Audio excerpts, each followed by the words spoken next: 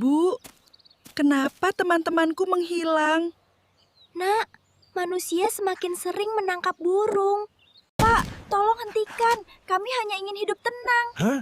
Kenapa ribut? Saya cuma kerja, bukan urusan saya. Kalau hutan habis, Bapak mau nangkap apa? Bayangan sendiri? Pak Menteri, hutan rusak, burung hilang, pemburu galak. Kami mau resign dari hutan, Pak. Resign?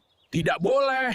Mulai hari ini, zona aman burung, reboisasi, dan edukasi pemburu. Loh, edukasi apa lagi?